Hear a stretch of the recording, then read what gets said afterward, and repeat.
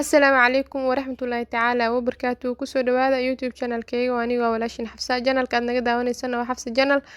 barnaamijkan waxaa idiin soo gudbisa isla aniga walaashin xafsay soo dhawaada meel walba aad joogtaan waxaan allah subxaana watacaala idinka baryayaa cimri dheer cibaado suubayno allah idin siiyo insha allah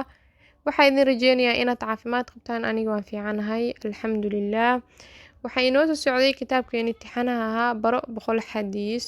insha allah maanta waxaan qaadan doonaa xalqadii 24aad hase yeeshee intaan u gudgalin muuqaalkeeni maanta ugu horeyn waxaan ka codsanayaa haddii aad channelka ku cusub tahay inaad subscribe saarto haddii aad hore nool joogtaan like share la wadaag asxaabtaada nabiga sallallahu calayhi wasallam wuxuu dhahay waxaad naftaada la jeceshahay la jeclo walaalkaada kusoo dhawaada maanta iyo muuqaal cusub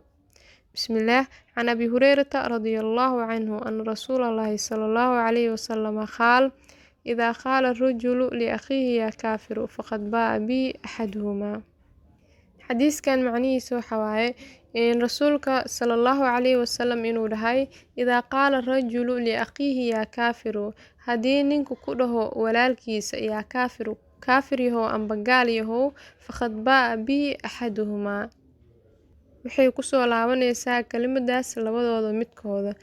ninka dhahay kaafir yahow amba ninka la dhahay labadaas midkood ayay ku soo laabanaysaa kelimadaas insha Allah waxaan rajeynayaa inaad wax badan ka fahanteen haddii aan mar labaad ku celiyo nabiga sallallahu calayhi wasallam wuxuu dhahay haddii nin ku dhaho walaalkiisa gaal yahow faqad baa bi ahaduhuma labadooda midkood ayay ku soo laabanaysaa kelimadaas xadiiskan Bukhari ayaa wariyay insha Allah waxaan rajeynayaa inaad wax badan ka fahanteen xadiiskan macnihiisu guudna waxa waaye qofka inuu carabkiisa ilaashado guud ahaan halkaas ayaan kusoo gabagabeyneynaa muuqaalkeeni maanta waad ku mahadsantahay daawashada muuqaalka sidoo kale waad ku mahadsantahay haddii aad subscribe noo saartay asalaamu calaykum waraxmatullaahi tacaala wabarakaatuh